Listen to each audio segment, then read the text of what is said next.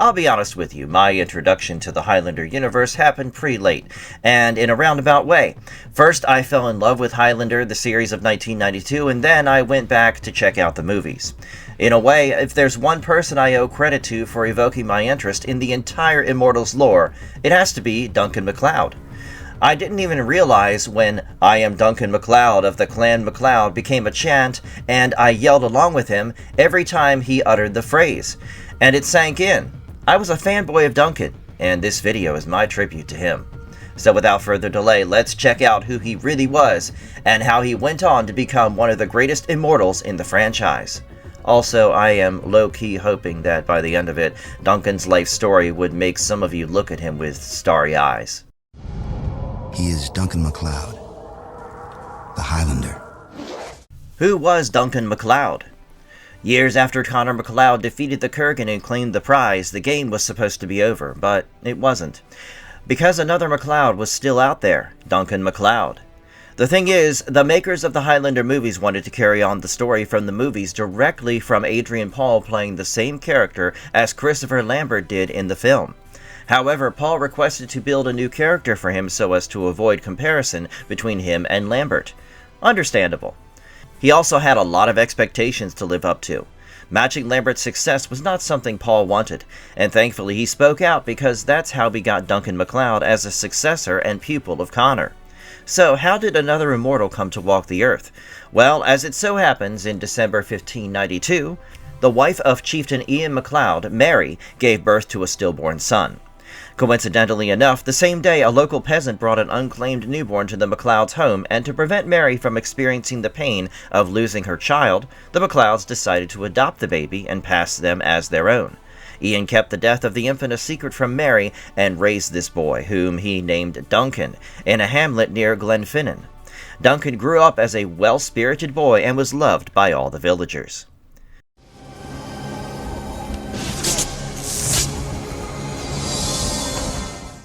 Duncan's childhood and first tragedy. Duncan was unaware of his lineage and status and lived in the Scottish Highlanders like any other boy.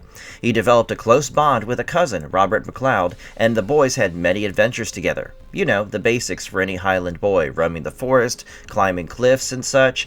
But Robert was not good news. Let me tell you why. One fine day, when the boys were doing their usual business, Robert turned his back against Duncan. It was in 1606 the duo went hunting for a wild wolf in a nearby Donnell Wood. When they finally encountered the animal, Robert panicked and fled from the scene, leaving Duncan behind. I know, you might think that Robert was a kid too and he got scared. I get that, but the seeds of betrayal are sown early, and Robert proved it. Duncan was all alone in the forest and ended up in a remote cottage belonging to a mysterious woman. As soon as she laid eyes on him, the woman, known as the Witch of Donnell Wood, aka Cassandra, claimed that the boy was special and marked by fate. She also sheltered Duncan, saving him from an untimely death at the hands of Cantos. Okay, a little context here. Cantos was another immortal, born in the Roman province of Lusitania in 346 AD. He was, however, accused and executed for witchcraft, after which he found Cassandra. The woman was his first mentor and taught him the skill of hypnosis. Now, this man learnt of a prophecy which said that a foundling born on the Highlands on the day of the winter solstice would be his death. Cantos thus searched and searched for the boy and finally tracked him down at Cassandra's. Thankfully, their first fight was interrupted by the witch, but Duncan would go on to meet Cantos again as an adult. Having kept safe, Cassandra finally returned him to his father. Let's circle back to why I said Robert was not a good friend. In 1618, Duncan's childhood sweetheart, Deborah Campbell, was betrothed to Robert, and despite Duncan's protests, he could do nothing. And what did Robert do when he found out? No, sorry, nothing. Rather, he was furious and forced Duncan into a duel to the death. True to Highland youths, both the boys knew their ways with swords, but Duncan killed him. Guilt-stricken for killing his best friend, Duncan refused to marry Deborah, who tried to jump off a cliff and unfortunately plunged to her death, as Duncan watched in horror. Duncan was too young to face such a disaster and buried his love in an unconsecrated grave when Deborah's death was declared a suicide.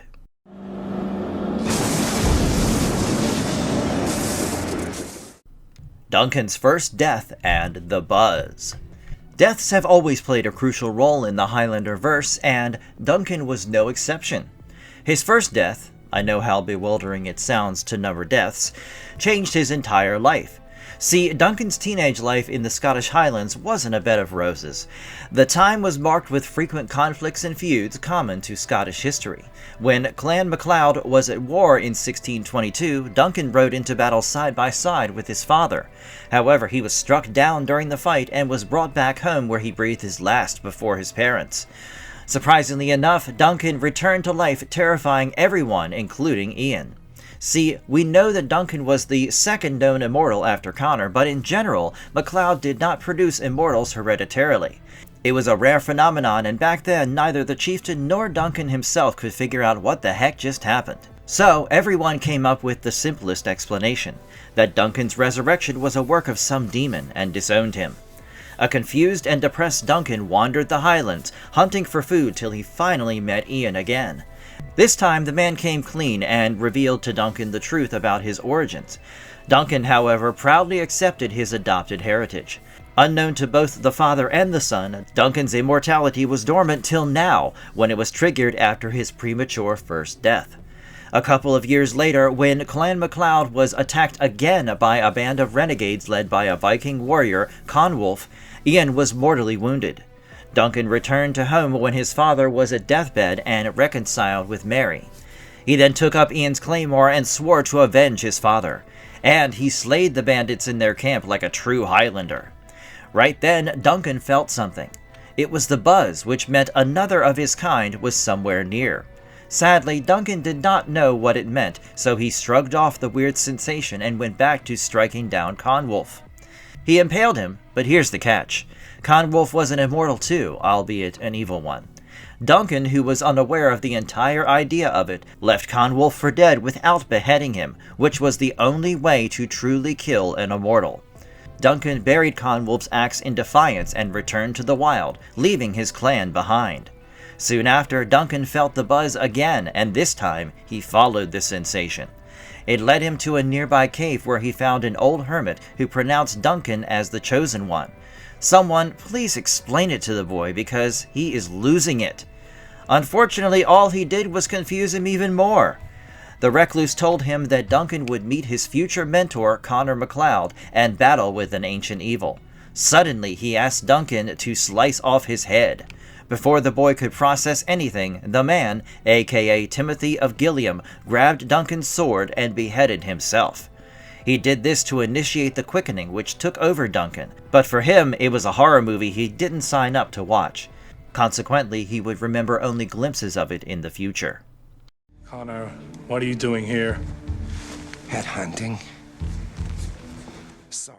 Duncan finally met Connor MacLeod. Thank heavens for Connor, because without him, Duncan's brain was processing immortality slower than mine during a mathematics exam. Upon discovering Duncan's immortality, Connor ditched his wandering older immortal life and returned to Scotland to find and train his clansmen. Duncan was relieved to find someone who could help him understand what was happening, and accepted Connor's offer of education and protection. The two then traveled across Western Europe, during which Connor taught him everything about the game, the gathering, the rule, and quickening. Connor and Duncan's relationship is one of the most heartwarming parts in the series, and for both Connor and Highlander fans, it was a fond reminder of how he learnt his way from his teacher, Juan Sanchez Villalobos Ramirez. Such a full-circle moment, huh? Anyway, Connor established himself as a worthy guide and enrolled Duncan in the finest dueling clubs and taught him all the tricks and techniques he knew. By the end of it, Connor felt what every teacher wishes to feel, the glow in a pupil's eyes that shows they have succeeded in instilling a desire for knowledge. Combat, science, the arts, everything. Finally, when Connor deemed the time was right, he returned Duncan to Scotland, where the younger Highlander was now to follow his own path. However, Duncan was yet to learn something, the actual importance of the game. See, it was all a theory for him. Duncan did not realize how dangerous it was, but he did, even if it wasn't in the best way. 5 years after Connor left him to carve out his own life, Duncan sensed that another immortal was stalking him. In no time, people around him wound up dead and panicking, and Duncan began looking for Connor. Instead, he found Martin Hyde, who presented himself before Duncan without any warning and demanded Connor's location. Duncan knew that shit was serious. He tried to attack Hyde but was no match against such an experienced opponent. Hyde did not kill him, rather he promised to find Duncan when he would be strong enough to put up a worthy fight. This moment changed Duncan forever. It finally sank in what it meant to be an immortal, and all the threats that came free with it. He could not escape the game. Eventually he would have to fight the deadly contest against other immortals.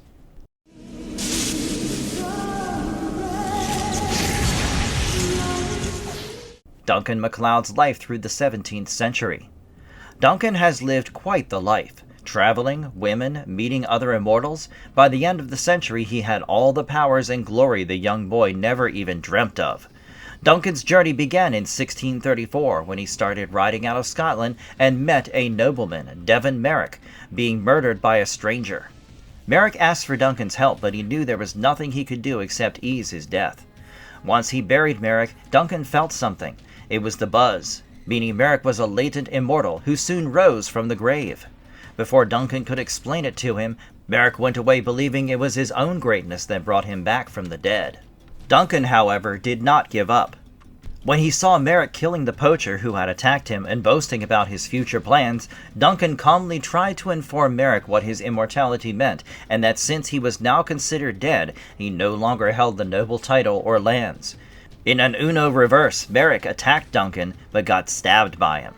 Duncan has now made another enemy, Devon Merrick, who swore revenge on him. Still, he decided to leave everything behind and boarded a ship for Europe. You have to understand one thing about Duncan. He was one of the good immortals who had no interest in killing others or winning the game and ruling humanity. In fact, he wanted to escape as far as possible. But destiny had other plans for him. When he reached France and began exploring, his touristy escapades soon took a turn when he encountered Ursa. Ursa was another immortal who was being persecuted by an angry peasant mob. Ursa was going through the same thing Duncan went through, only in a far more severe form. His villagers thought him to be a beast since they could not kill him and were now trying to persecute him. Duncan recognized Ursa an immortal, and when he was killed by the villagers, Duncan played on their superstition and drove them away by saying that he was buried in a manner which would prevent his return. He then placed Ursa in the care of a monastery, knowing he could not be attacked by another immortal on a holy ground according to the rules.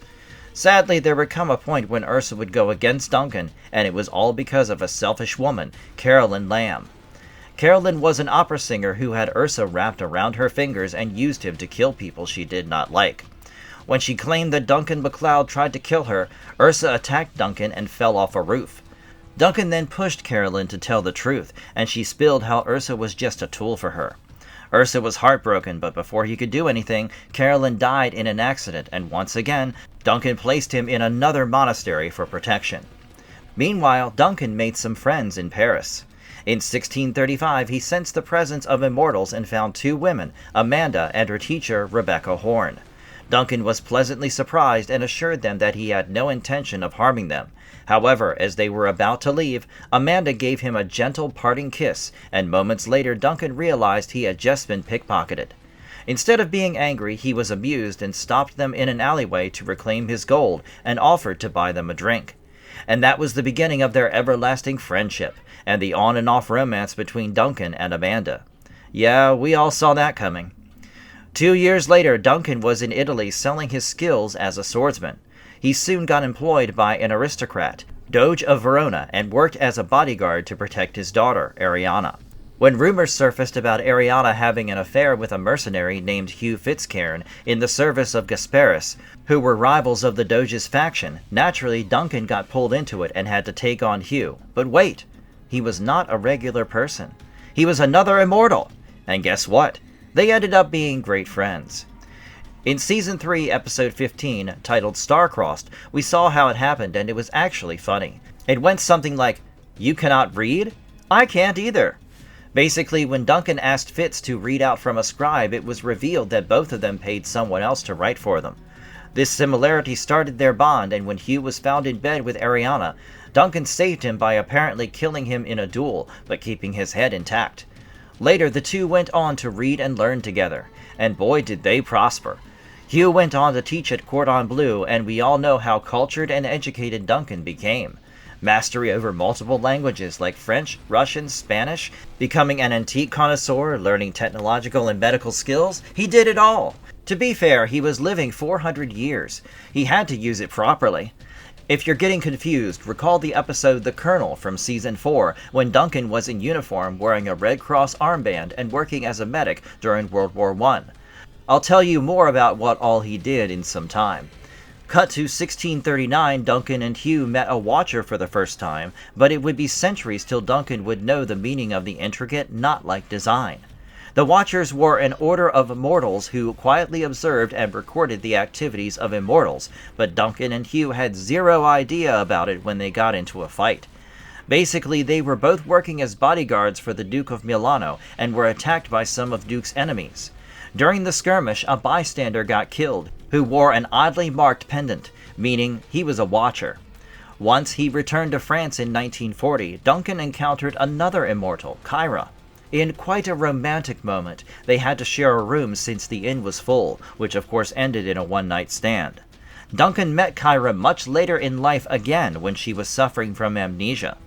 In Season 6, Episode 5, titled Patient Number 7, he came across Kyra again after centuries and helped her rediscover her identity as an immortal warrior. Kyra and Duncan had a strong chemistry, and honestly, it's a shame they didn't end up together.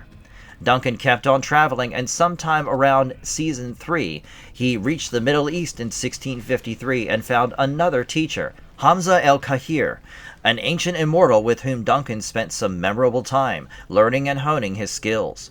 Unfortunately, their time together ended abruptly when another immortal, Xavier St. Cloud, challenged Hamza.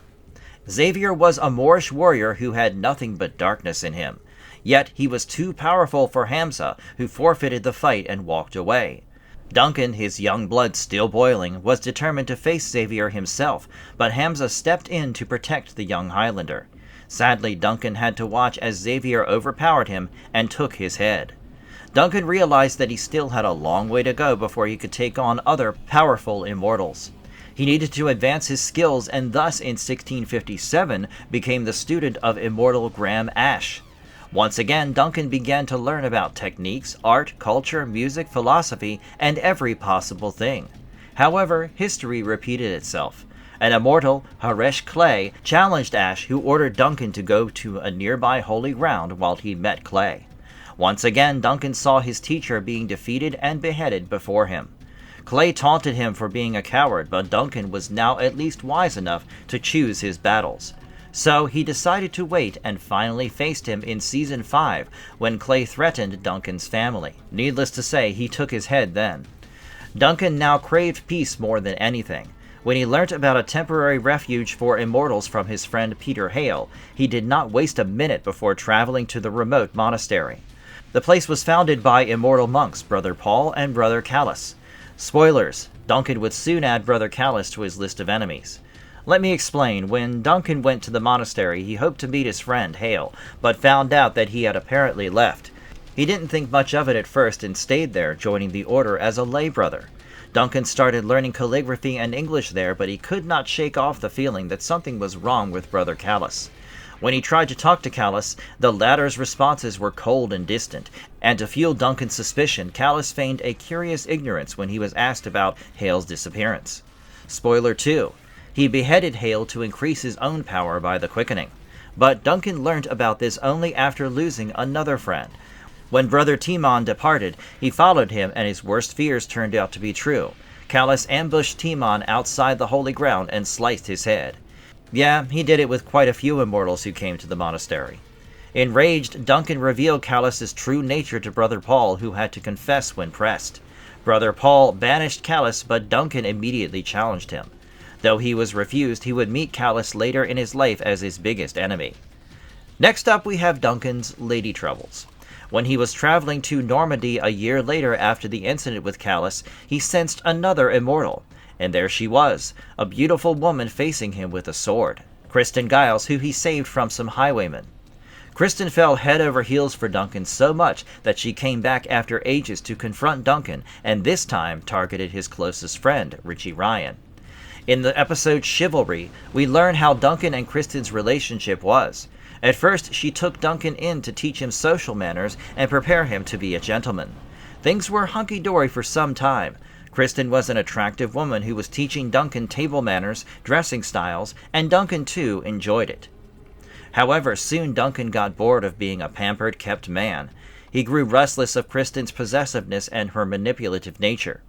Duncan wanted to leave, but Kristen won't take no for an answer. He grew restless after being controlled for months, and when this obsessive woman got an artist, Louise, to paint a portrait of Duncan, he fell for Louise. And Kristen showed her true colors. Louise turned up dead, and MacLeod suspected Kristen, which by the way was absolutely right. She drowned the poor girl and killed her. Duncan had had enough. He decided to leave, unknowing of what a maniac Kristen was. She attacked him with a sword, but Duncan managed to defend himself. He, however, did not take her head, but warned her to stay away from him. Duncan thought and hoped that this was the end of his chapter with Kristen, but he should have taken her head, because all he did was make someone a stalker who has an entire eternity to follow him. After that, Duncan traveled as an actor for some time with a second-grade traveling show, under the direction of a fellow immortal, Walter Graham, who preferred artistry over the game. By 1670, Duncan assumed the role of a teacher. He became a military tutor to Ulrich, the son of a Scottish chieftain and weapons master. And once he wore the shoes of a trainer, Duncan did exactly what Hamza and Clay did. He encountered an immortal, Michael de Bourgogne, who challenged Duncan, and much like him, Ulrich refused to leave. So he knocked him out and fought Michael. Oh, and he took his head too. Duncan had always had a big heart. He was pursuing an immortal, Angelina. Well, not just him. Hugh too was in love with her. But Angelina fell for the immortal Robert de Valancourt, and when she asked Hugh and Duncan to give her away at the wedding, they both agreed and stepped back from her life. He even saved her marriage at one point. When he visited France to celebrate the 100th anniversary of the couple, Robert was captured by revolutionaries who wanted to guillotine him. Duncan and his other immortal friends, including Fritz and Angelina, rescued Robert and let the couple renew their wedding vows. Duncan was such a sweetheart.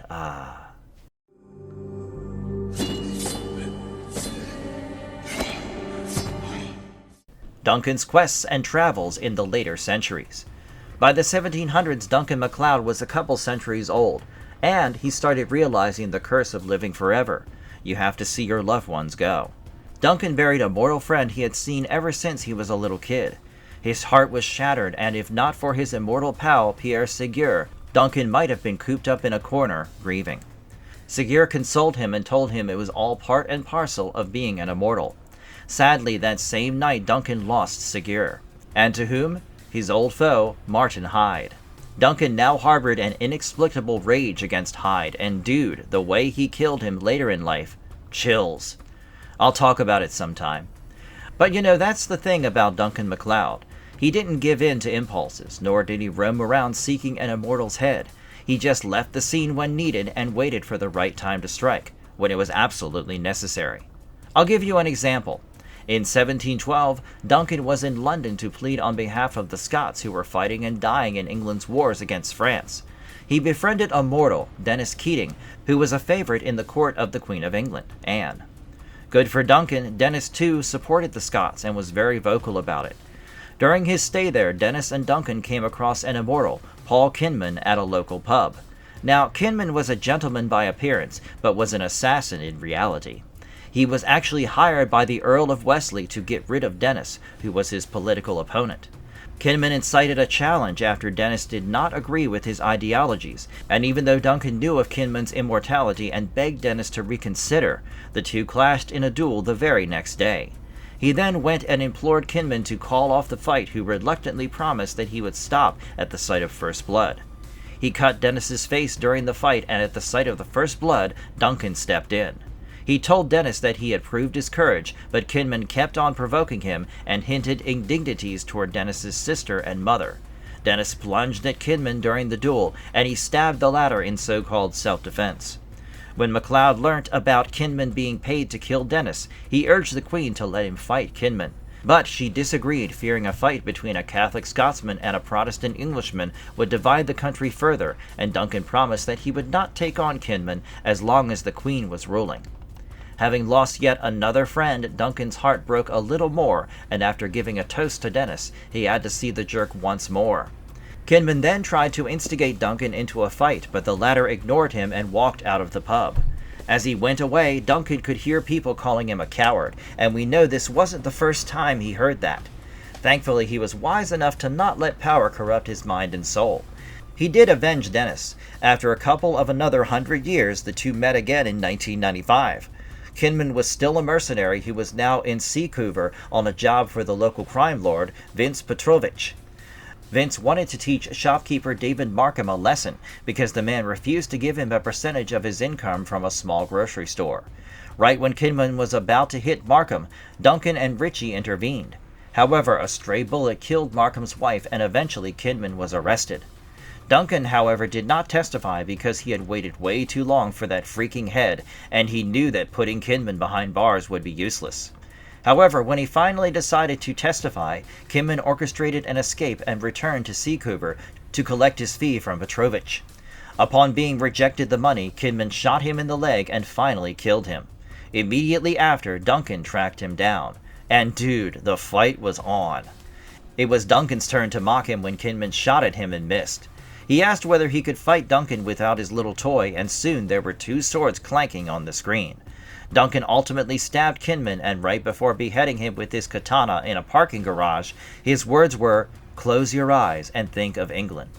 Burn! The same year, when Duncan was getting increasingly worried about Scotland, he met Connor in Ireland and said that his homeland was changing. However, Connor assured him that Scotland would always be the same and that Duncan would return no matter what. Following that interaction was one of the best moments in the Highlander universe. Connor and Duncan fought together. Yes, you heard that right. However, it doesn't happen in the series itself. Rather, Connor and Duncan defeating bandits who were trying to get money from two women is a key moment from the spin-off movie Highlander Endgame. And guys, that's how Duncan found the love of his life, Kate Devaney.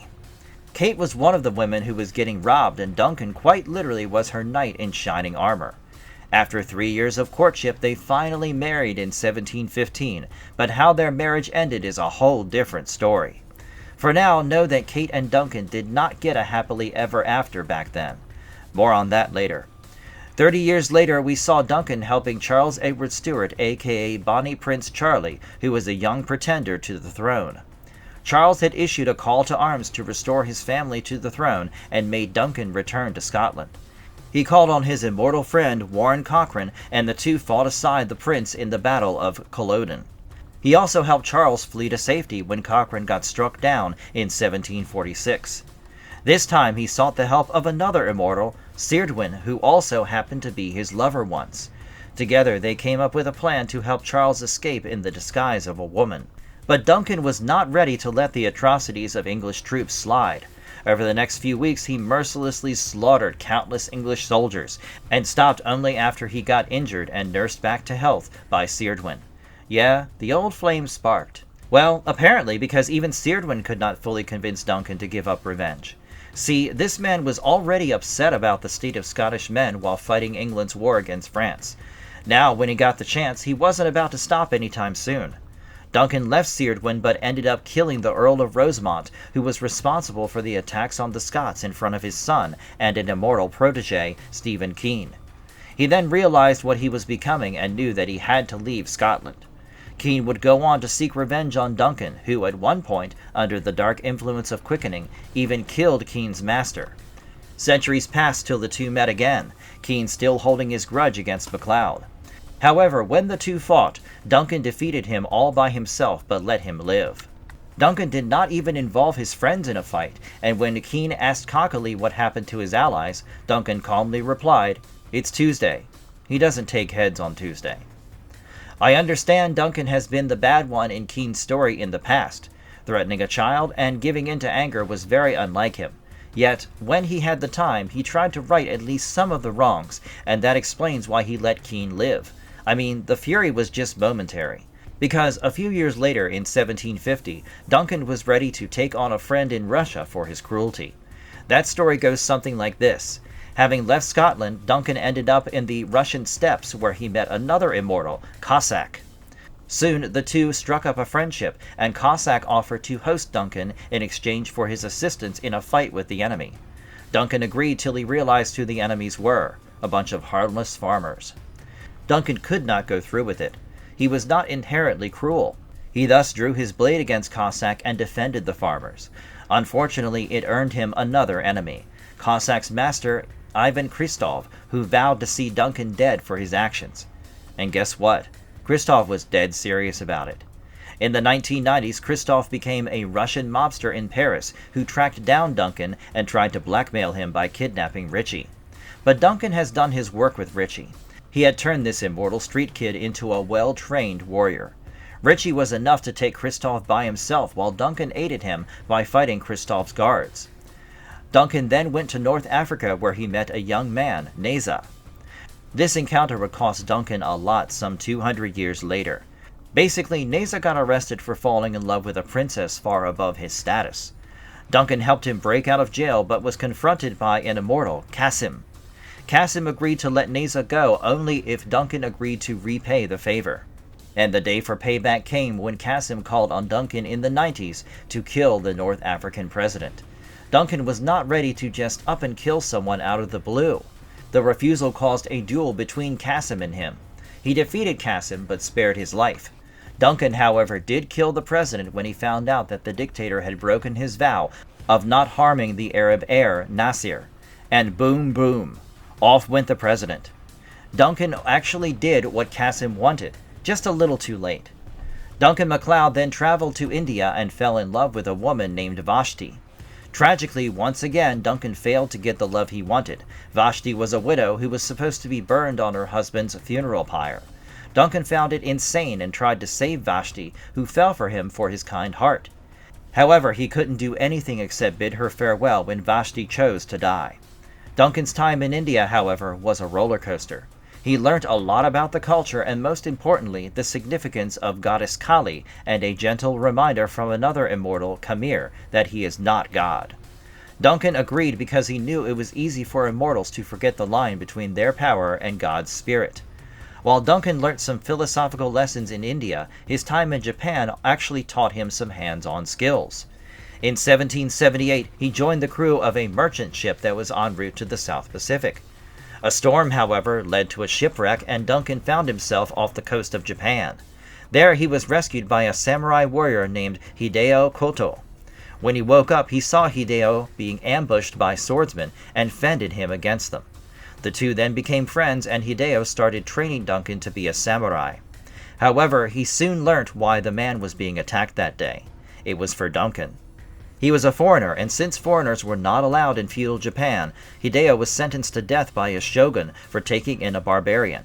Duncan tried to save his friend, even telling him about his immortality and offering Hideo the chance to kill him without any permanent damage.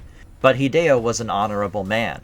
He did not want to save his life by cheating, so he accepted to commit ritual suicide and preserve his family's honor. He gave Duncan his katana and asked him to protect his family if they ever needed him. After Hideo's death that night, Duncan left Japan, trained as a samurai, carrying the katana forever with him. Remember the weapon he used to stab Kinman? Yes, it was this katana. He used a friend's last gift to avenge another friend. It seems like Duncan grew fond of China because 2 years later, he would visit China and receive martial arts skills from a mentor, Mei Ling Shen. Apart from being his teacher, the two also ended up having a romantic relationship for some time. Hey, the man has been living for ages now. It's not right to keep count of the number of women he's been with. Finally, in 1783, Duncan returned to Europe and made some new rivals. First, when he served as the bodyguard to Baron de Shields, he encountered the immortal magician and acrobat Christopher Cuyler, who killed the Baron. Second, another immortal named Canis, whom Duncan got arrested for treason against the Duchess of Somerset. Both of them would come back for Duncan in the 90s. Cuyler resurfaced in Paris in 1993 and began killing people in mime makeup. Duncan tracked him down to a large warehouse filled with mannequins, and honestly, I am not sure what was scarier, the mannequins or Duncan taking Kyler's head in a brutal fight, and the large quickening. Canis came back 2 years later. One thing you need to know about this man is that he used dogs to hunt down people. So when he came back for Duncan, his first choice of attack was to let loose some rogue dogs in the park to maul Duncan. When the two finally met, Duncan obviously beheaded him, but that flying leap over Canis? Dude, that still gets me hyped. Back in 1795, Duncan assumed the role of a master. He took in a young boy named Jean-Philippe de la Fay III, who was supposed to be the finest swordsman during the time of his first death. Jean-Philippe was not really an obedient student and didn't take the training seriously. He went behind Duncan's back and fought another immortal, Damon Case, who in no time took Jean-Philippe's head. Duncan was furious and was ready to duel Case. But he realized something important. Not every immortal could be taught and molded into becoming a responsible member. And in that case, he did what he had to do. Root out a bad seed. Can you feel the life draining out of you? Honey? Why don't you? Duncan's involvement with the Napoleonic Wars and relocation to America. In the early 1800s, Duncan decided to gather some experience in the army. First, he joined the British Army as an officer and actively participated in missions. For instance, Duncan was sent to search the d'Estaing Chateau in France. There he sensed the presence of another immortal, and there he was, Duncan's old enemy, Xavier St. Cloud. Cloud had taken in a student, Morgan d'Estaing, and together poisoned the residents of d'Estaing's family. Duncan could not challenge Xavier since there were so many soldiers around, and it would take a couple more encounters before he finally defeated Cloud. His journey as a military man continued during the Napoleonic Wars, during which he met immortal priest Darius. Darius had a deep impact on Duncan, and the latter chose to help fallen soldiers rather than questioning the bloodshed. Darius's words just amplified those feelings, and the two became friends. Now, Duncan did not really have good luck when it came to friendships. While he did not lose Darius, the two surely stopped seeing eye to eye soon. Duncan tried, to live a peaceful life, but the warrior in him was just too strong. So when Darius's church was ransacked a year later and the man got stabbed, Duncan confronted 3 men and defeated them. Darius was not happy with what he did, but Duncan finally agreed. He was born to hold up a sword. Having been weary of his own ruthless intent and bloodthirst, Duncan decided to leave Europe and head for the New World, hoping to leave his past behind. However, troubles followed Duncan wherever he went. For starters, when he was traveling through Montana, Duncan saw a priest, Father Peter, and his parishioners being attacked by robbers. He soon figured that the assailants worked for an immortal, John Durgan, who was planning to seize the cross of St. Antoine. Duncan witnessed the attack and pursued him, but lost the trail. He then promised a dying Father Peter that he would recover the relic, and in fact he eventually did get it back. No matter what, Duncan was a man of his words. Duncan then returned to Europe for some time and befriended a gypsy immortal couple, Irina and Jacob. This interaction was one of those times in Duncan's life when he faced a moral dilemma and wondered whether it was right to use the power of being an immortal over the course of systematic justice. As it so happened, Irina was insulted by a local thug, and Jacob sought revenge. Duncan, being Duncan, reasoned with him to seek justice through the courts, but it bit him in the back. Because of prejudice against gypsies, the case was dismissed and the attacker was freed. To make matters worse, the goon insulted Irina again, and this time Jacob lost it for real. He killed the man, but was hung by an angry mob. Duncan cut down Jacob's body and brought him back, still arguing over what justice actually meant. The couple went their way, but Duncan would find himself with an everlasting question. A lot of years passed in between, and Duncan finally came to America. You know when he decided to do so? Right when America was in the middle of a civil war. Yeah, at this point you'd start thinking Duncan did not really care about his peace. But the truth is, he was too righteous a man to let his abilities go in vain. He joined the Union as a scout and worked on the Underground Railroad, helping enslaved workers escape. Unfortunately, Duncan was about to face some of the worst years of his life. He was caught by the Confederate forces for his activities and hanged as a spy. Thankfully, a fellow immortal and Confederate officer, Lucas Desiree, saved him, but Duncan went ahead and got himself captured once again and was held in a prison camp. It was run by an immortal, Colonel William Culbraith, and after he refused to allow a surgeon to treat a wounded runaway slave named Jeffrey, Duncan was forced to end his friend's suffering and swore revenge. And he got his sweet revenge in 1996 when Culbraith returned to Seacouver and ran into Duncan. After an ensuing chaos between them, which also got Duncan's closest companion Richie involved, Culbraith's head was finally taken by Richie, and Duncan stood there, a proud ally to his mentee who had finally completed the long-awaited task for him. After the war was over, Duncan went on to participate in the Mexican Revolution, and soon after served as a scout for the Texas Rangers. No, the man had no chill. During a manhunt for the killer Melvin Corrin, Duncan challenged him but was disarmed. Before Corrin could take his head, a ranger shot the murderer.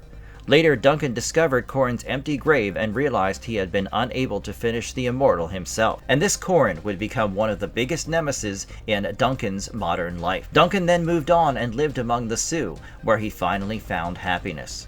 He took a woman named Little Deer as his lover and cared for her son, Kahani, as his own. But it's Duncan we are talking about. Obviously, his solace was short-lived. The tribe was attacked and burned by soldiers. Turns out another immortal, Kern, gave the soldiers the location of the camp, and Duncan found himself a new foe. He met Kern in 1994, and after a couple of interrupted fights, Duncan finally beheaded him. But what did he do with all that rage when he had to burn Little Deer's body? Duncan hunted for Kern like anything, but thanks to immortal mystic Koltek, Duncan learnt to let go of his anger. He withdrew to a holy ground temporarily, and even stepped away from the game. I guess had Kern not become an even more dangerous criminal by the 80s, Duncan might have let the incident go. Duncan and Koltek's bond too would end badly. He would be forced to kill Koltek in the late 90s when he was consumed by the Dark Quickening. Meanwhile, back in 1882, when Duncan was living in the Pacific Northwest and running a small-town newspaper, his paths crossed with another immortal, Mako. Duncan had a complicated relationship with him. You see, Mako respected law above anything and killed one of Duncan's friends, Tim Ramsey, who was on the run for robbery and murder. Duncan found himself conflicted. While on one hand he respected Mako's principles, on the other hand he opposed Mako's willingness to act as the ultimate judge, telling him, "You may come here under the color of authority, but you're placing yourself above the law." Mako was ultimately overthrown by Richie, who after he caused the death of a fugitive girl Richie was trying to protect. History sure does repeat itself. Anyway, back in 1882, Duncan was once again in for a major heartbreak. I'm convinced that this man was unluckier in love than me. He fell deeply in love with a woman, Sarah Carter, who was immortal. They even planned to get married. But Sarah was already married and Duncan had no idea. So technically she was cheating on her husband with Duncan, and one day when they got caught, the husband shot Duncan. What she witnessed next left her horrified and she rejected Duncan. No brownie points for guessing what Sarah saw. Duncan came back from the dead, but the woman was way too scared to even try and understand about his immortality. Duncan was shattered, yet again, and realized how this immortality thing was slowly cursing his life. Towards the end of the 80s, Duncan met an immortal thief winning a poker game at the Double Eagle Casino, and it was none other than Amanda, who has been a friend and lover to him in the last few centuries. However, their time would be cut short when Duncan reunited with Hugh Fitzcairn and went to Alaska on a gold expedition. Fitz got another friend, Danny, to join their trip, and the immortal trio traveled all the way to Alaska, fighting muggers and gangsters. Their little group also got larger, and after fighting a bear and maneuvering their way through the ice, they finally found the gold. But Danny, who was a little too greedy, was not ready to share any of the gold, and though Fitz negotiated with him, Danny soon started losing his mind. It came to a point where he was ready to kill Duncan and Fitz, and sadly, Duncan had to take his head when the former stabbed him. After he was done adventuring in the wild for gold, Duncan tried his hands at boxing. To be fair, he didn't want to, but a friend, Tommy Sullivan, got through to him in 1891 when Duncan was in San Francisco. He reluctantly competed in a bare-knuckle boxing match, and despite surviving many injuries, Duncan won against a fighter named Joe Brock, and won a $1,000 prize. But that was enough. He didn't even think of taking up professional boxing, but the two did meet again in 1994. Tom now owned a boxing gym and went on the road to Seacouver to show off his latest boxer, George Belcher, and to try and get his old friend, Duncan, to finance the fighter in his bid for a championship. However, the meeting ended horribly. When George turned up dead after getting a new trainer and falling for a woman, Iris MacLeod suspected Tom and confronted him. He knew Tom too had a thing for Iris, and the argument forced Duncan to enter the boxing ring once again, against the very pal who put him there in the first place. The two dueled, knowing it would be the last for either of them, and Duncan managed to behead Sullivan and take his quickening.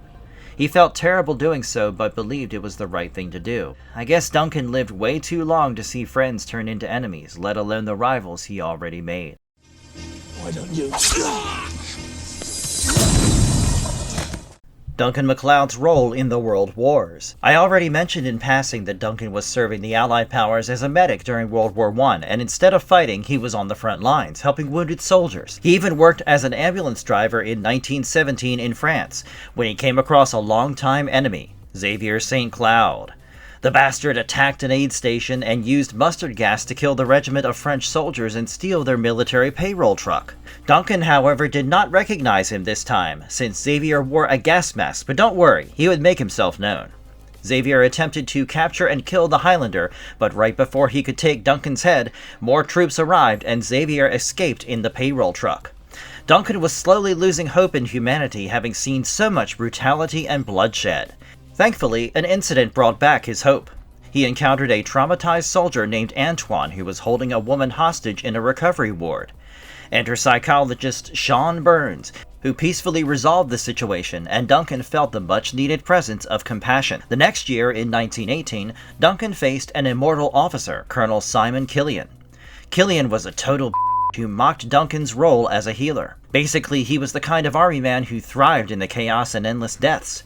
Even when the war was officially over and ceasefire orders were issued, Killian turned a deaf ear and ordered one final charge. Duncan and a sergeant tried to stop him, but Killian?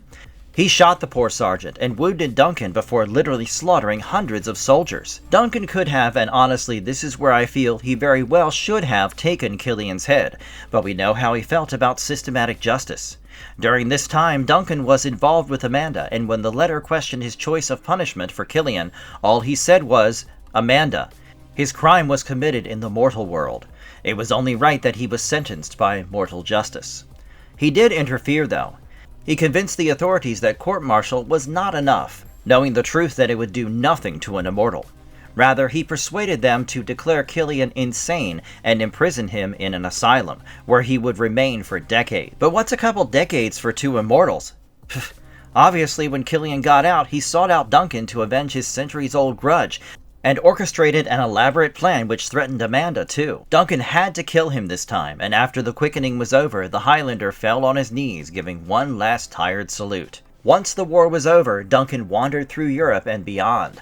Russia, Ireland, Paris. He was literally defining what wanderlust means. Meanwhile, Duncan came across a couple more immortals and was even offered to join the Irish Revolution. Fortunately, he had his wits about himself and refused to partake in another cycle of violence. In 1920, Duncan met another of his arch-nemesis, Callus. Yes, the one who killed his friend Peter Hale. Callus was now an opera performer under the alias Antonio Kiri. Callus tried to lure Duncan's new friend Maria, but he could not keep quiet once again. He interfered and the two immortals fought in Callus's home. The fight was a sight to behold. Duncan drew his blade and crashed Callus through a glass door, who pinned MacLeod to the ground. Callus was slowly bringing his blade to a killing strike, but Duncan managed to grab a piece of broken glass and slice Callus's throat. And with that, Callus's life was changed forever. He lost his voice, and though he escaped, Callus swore revenge on Duncan, a vengeance that would never die. By 1993, Callus was ready to strike.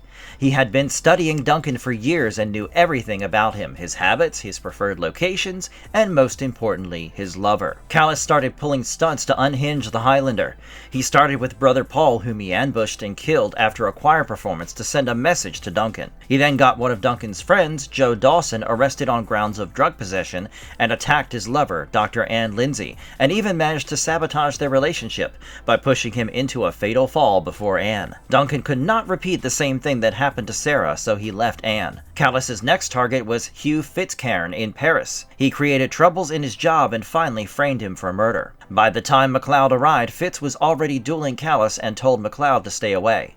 "It's my fight, laddie," were his last words before Callus took his head. MacLeod wanted to do away with Callus at that point, but he was not done tormenting him. Callus escaped, determined to gain more power before he defeated Duncan. He then learnt about the Watchers and captured one of them, Roger Harris, to take him to their historian, Donald Salzer. Callus basically wanted the records of the legendary immortal Mythos. He tortured Salzer for the information and even killed him. He then tracked down the Watcher, Adam Pearson, but here's the twist. Pearson was actually Mythos. Callus attacked him, but Pearson not only escaped, he also called the police and got Callus arrested for the murder of Salzer. In prison, Callus made a pact with an inmate and broke free. He was back to hunting Immortals and kidnapped Amanda. On the other hand, Callus rigged the database of the Watchers and blackmailed them that if he did not get Duncan MacLeod, he would expose the secret of the Immortals to the whole world. The two finally met at the top of the Eiffel Tower for the last battle, and Duncan, in all his flair, just said, "This is a good place to die." After a brutal fight, he beheaded Callus, and the quickening interacted with a storm, causing an electrical surge which destroyed Callus's computer system. So, the Immortals' data was safe once again, and Callus was finally gone. Callus's defeat was a huge one, to keep you hanging till it happened. But now, let's rewind to the 1920s. In 1926, Duncan reunited with Amanda once again and even briefly worked together as circus performers. They even encountered a reckless immortal, Corey Rains, during that time, who involved Amanda in a string of robberies, and Duncan grudgingly helped them escape the dangers. It was all because of Amanda. She was way more than a lover for Duncan. She was a confidant and a source of amusement for him. However, she left no stone unturned to annoy Duncan, and this fickle nature of Amanda somehow appealed to Duncan, though most of the times she left him in questionable circumstances. For example, when Amanda was wanted across 5 states for the robberies, she escaped without so much as a proper goodbye to Duncan. Duncan left their chaotic life behind, but by that time the siren for the Second World War had rung. The political climate in Europe deteriorated in the 1930s, and Duncan, having served the nation earlier, worked as a British agent in Nazi Germany this time to monitor the rise of Nazism. Believe it or not, Duncan MacLeod literally saw the rise of Adolf Hitler and the Holocaust. Still, his most memorable incident would be meeting a fellow intellectual immortal, Ingrid Henning, and saving a young Jewish boy from the hands of 2 brown shirts. He then worked secretly as a smuggler in Berlin as a part of his cover with the British intelligence and helped a physicist escape the Nazis. Once again, Amanda popped up. She was posing as a cabaret dancer in Berlin while she covertly stole a set of forged US currency plates. When she crossed Duncan, the Gestapo was tailing her and he ditched her to help the scientist. He got hold of a 2-person plane to transport the man but was betrayed by his contacts at the last moment. Meanwhile, the authorities now tried to arrest him. Amanda probably realized it was time to pay Duncan back for whatever he did for her and helped Duncan overcome the Germans. As reinforcements arrived, Duncan pulled his classic move and put Amanda on the plane with the physicist while he stayed trapped in Germany. By 1937, when he managed to get out of Germany, he worked as a newspaper reporter during the Spanish Civil War. As the war progressed, so did Duncan's role. He joined the French resistance fighting against the Nazi occupation and also took part in the Warsaw Ghetto Uprising in 1943. In the years following the war, Duncan continued to intervene where he could, like in the imprisonment of immortal Nazi Ernst Daimler, and helped refugees escape persecution and opposing violent extremists. He was also a part of the famous July assassination attempt of Operation Valkyrie, which failed. In July 1944, Duncan MacLeod and the immortal Ingrid Henning met with German officer Klaus von Stauffenberg in a beer hall to finalize their plan about finishing off Hitler and ending the war. 2 days later, during the events of the July 20 plot, Duncan and Ingrid helped plant a bomb intended to kill Hitler, and Ingrid even briefly had the chance to shoot him, but hesitated. As we know, the assassination attempt failed, but what if she took that shot? It would have changed world history forever. Anyway, as the plot collapsed and the conspirators were arrested, Duncan and Ingrid narrowly escaped. Eventually, Duncan returned to North America, albeit after encountering some Irish terrorists, Liam O'Rourke and his girlfriend. Liam would become Duncan's bitter enemy when he got them arrested for trying to blow up a pub. He then continued the wandering life that would ultimately take us to the modern era of his story. In the 1950s, Duncan even met Winston Churchill. As it so happened, Duncan, along with Fitz and Amanda, broke into Westminster Abbey and stole the Stone of Scone. Why? Because back in the 1700s, he and Fitz made a vow to return it to the Scottish people and correct the historic theft of their coronation stone. While Amanda got arrested for treason, she made a deal to turn in Fitz. MacLeod managed to get a pardon from Churchill and gave a copy of the stone to the Abbey, while hiding the real stone at the Royal Highlands Golf Club in Scotland. By the 1980s, Duncan had moved to Paris, where he met Highlander once more, the same immortal who killed the Baron Duncan was serving. I already told you that he killed Highlander in 1993. That means this meeting led to something else. It caused Duncan to flee for his life, and he jumped on a tour boat where he met Tessa Knoll, and hence began a story in Duncan's life.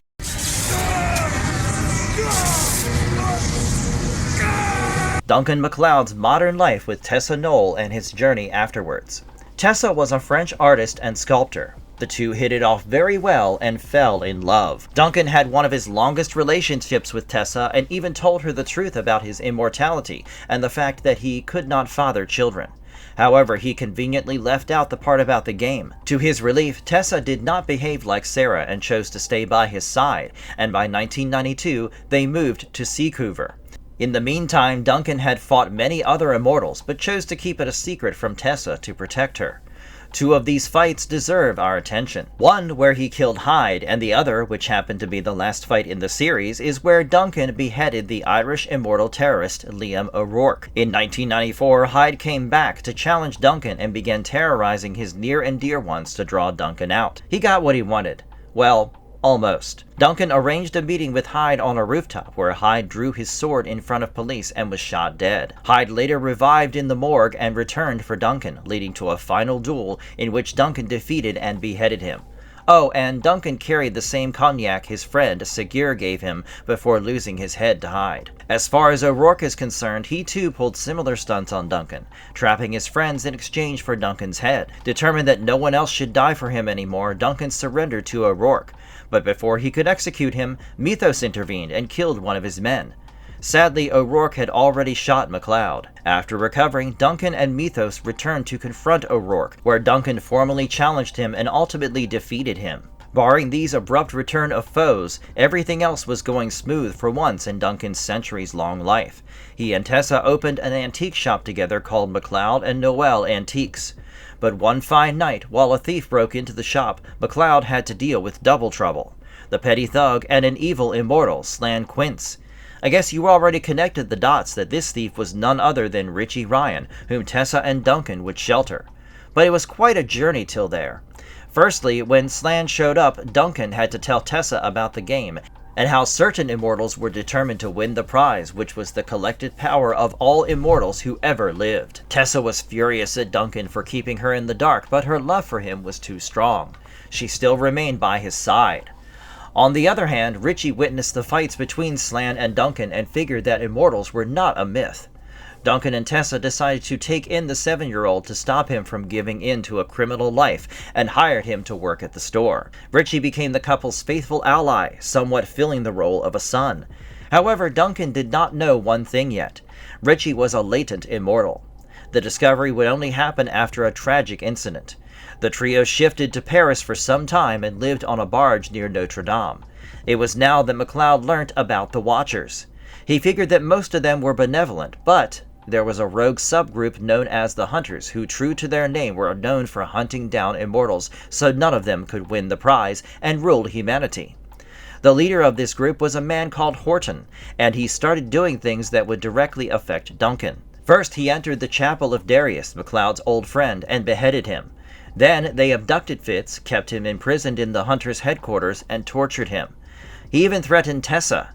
Horton checked out a wound she had to see if she was an immortal. Tessa reported the incident to Duncan. He also assigned a watcher, Joe Dawson, to observe Duncan and feign friendship with him. Horton, in the meanwhile, recruited Xavier St. Cloud to kill more immortals. Knowing the long-standing feud between Xavier and Duncan, Horton used Dawson to wring out Duncan and meet Xavier. However, the plan fell through and neither Xavier nor Duncan was killed. All Horton did was reveal Dawson's truth as a spy and break Duncan's heart. Thankfully, Dawson turned against Horton and repaired his bond with Duncan. It was through him that the Highlander met Mythos and formed an alliance.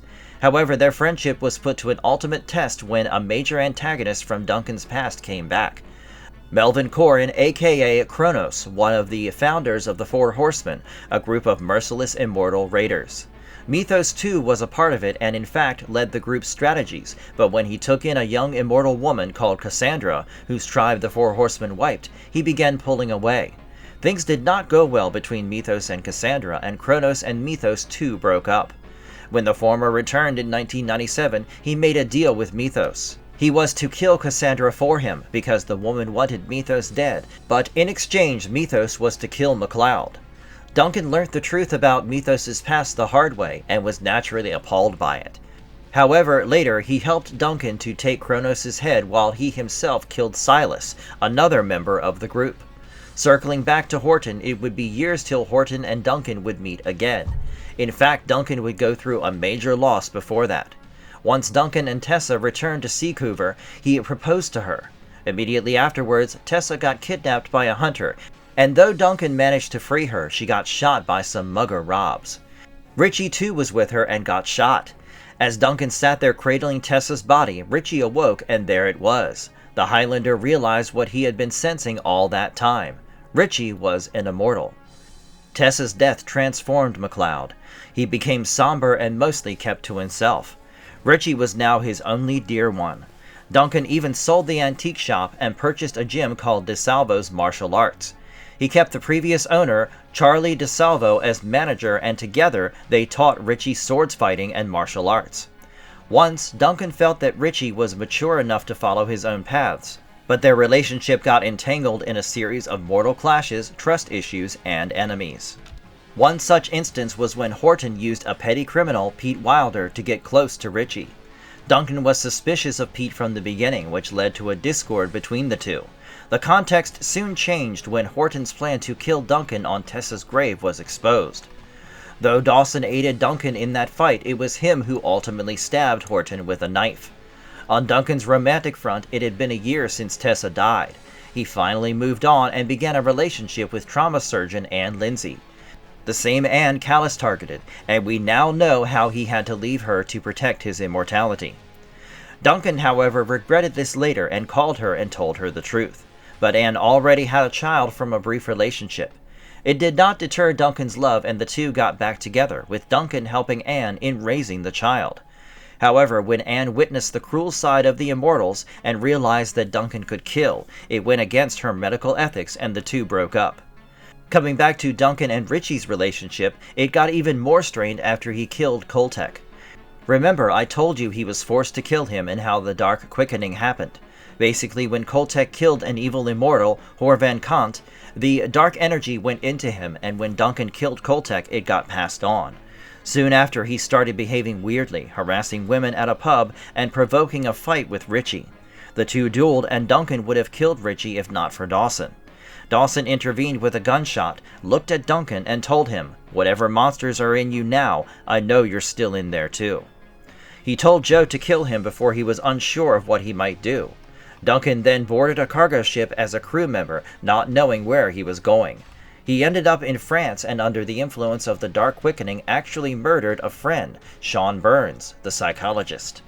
Sean was a good immortal, and somewhere his strength started overriding Duncan's darkness. Good for him, Mythos was there to help him out. Mythos persuaded Duncan to leave with him, and the two traveled to an ancient holy spring in the countryside. Mythos then told Duncan about Rachel MacLeod, a mortal descendant of his clan, and that he had invited her to Paris as part of getting her to lend him the clan's sword. Rachel had her doubts at first, but eventually gave him the sword. Standing in the water with the sword in hand, Duncan entered the spring and confronted the dark version of himself in his mind. The two sides of Duncan fought, with his better nature ultimately winning. Yet he always carried the guilt of his actions. Duncan would soon come under a demonic influence and take to the dark path all over again. Duncan was possessed by Ahriman, a Zoroastrian demon, and began mentally torturing Duncan, taking forms and toying with Duncan's mind. He even took on Kronos' shape once.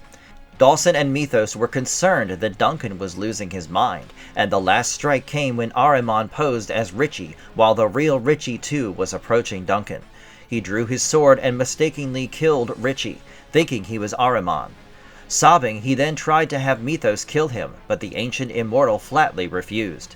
He then retreated to a monastery in Paris and spent a year in isolation. In the end, he defeated Ahriman with the help of a prince, Father Beaufort, and discovered the right path. By the season finale, Duncan wondered whether his friends would have been better off not knowing him, and had visions of how he had affected countless people's lives, both for good and bad.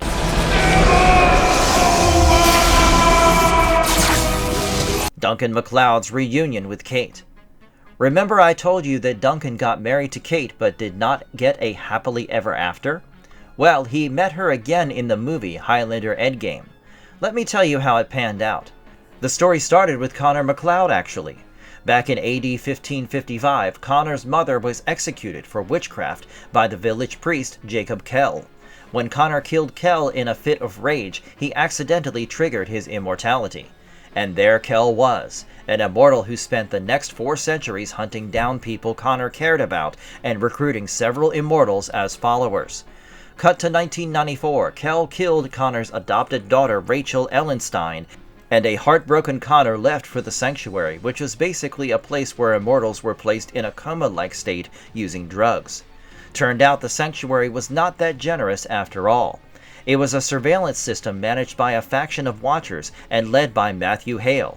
You can consider him to be the new Horton, who wanted to capture the Immortals and prevent them from winning the prize. Kell even attacked the Sanctuary a decade later, and it was believed that he beheaded every Immortal there, including Connor. Duncan, on the other hand, was tormented by visions of the slaughter, and worried for Connor, he began investigating. He went looking for Connor in his New York City loft, but it was destroyed in the explosion that killed Rachel. He sensed the presence of an immortal there and turned back only to see his long-lost immortal wife, Kate, who was now working with Kell under the new persona of Faith. So here's a little detail that you need to know from Duncan and Kate's wedding night. Kate was a pre-immortal, whom Duncan stabbed on their very first night to trigger her immortality. Horrified by the incident, she ran away, and Kell found her in a brothel. Kell's gang arrived right then, and a brutal fight followed between them and Duncan. When Duncan was taken by the Watcher, Dawson and Mythos saved him, and he found Connor. He was alive because Kell wanted to make him suffer. Duncan asked for Kate's forgiveness, which, by the way, he had to wait centuries for. Connor and Duncan then dueled on a rooftop since Connor realized neither of them could take on Kell alone. Connor thus told Duncan to let himself be beheaded, so the latter got enough power to kill Kell. Yes, it happened. Duncan had to take Connor's head after an emotional goodbye, but he made sure it did not go in vain.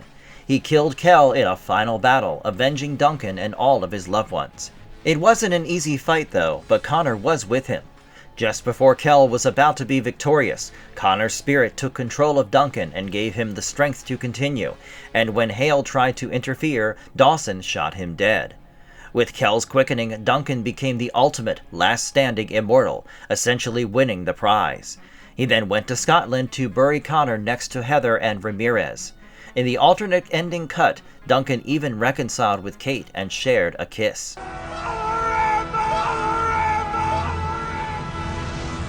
Duncan MacLeod gets a happy ending. Duncan got another mortal wife, Anna Tashemka, in the movie Highlander the Source, and it was the same thing all over again. She left him because of his infertility. Now, all of this was happening in a futuristic world where parts of human society have fallen into violence and chaos, with gangs fighting over territories. A group of immortals, including Mythos, still had resources and access to advanced technology, and they began looking for the source of immortality. And of course, Duncan got contacted by Joe Dawson to help them on this mission. MacLeod's primary enemy in this movie was the Guardian, a malicious immortal who too was on the search for the source. Meanwhile, an ancient immortal elder warned them that the closer they got to the source, the weaker they would become. Enter Anna in the equation, who was having visions of the source, meaning she could lead them to their goal. Sadly, Guardian appeared again and attacked Joe, on holy ground, breaking the rules. Duncan managed to wound him with his katana, but poor Joe died. Finally, when they realized where the source is, it seemed to be on an island ruled by gangs of cannibals off the coast of Lithuania in the Baltic Sea. Oops. The Guardian struck yet again, and this time he injured an immortal, Reggie, who did not heal because, well, they were getting nearer to the source. Duncan then had an epiphany. He told Mythos that the phrase "there can be only one" referred not to the last immortal alive, but to the one worthy of claiming the Source's power. Yes, their whole lives had been a lie. A struggle ensued between Duncan, Mythos, and the cannibals, and of course we had a betrayer. But Mythos helped Duncan claim the Source's power, stating that he was the true one. Duncan then defeated the Guardian, and as Duncan and Anna were at the Source, connected to its power, the image of a fetus appeared, symbolizing new life.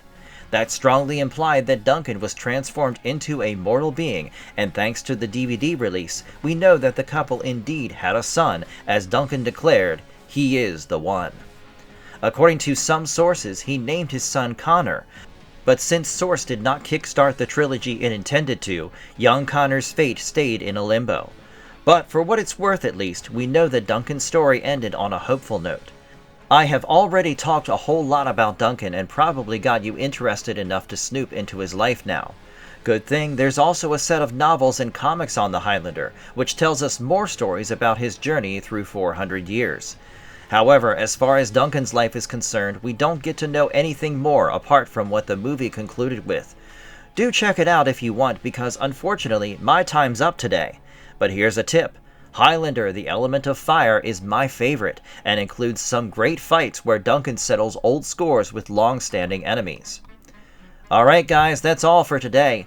This was a long ride, but come on, the man was 4 centuries old. I know I skipped out some tidbits from his story, but I tried my best to encapsulate the major turning points in Duncan MacLeod's life. Because, even without a few interactions here and there, Duncan would always be one of the greatest Highlanders ever, a man who saw life as something bigger than the game and the prize. Do let us know your thoughts in the comments below. I'll get out of your hair now. Bye.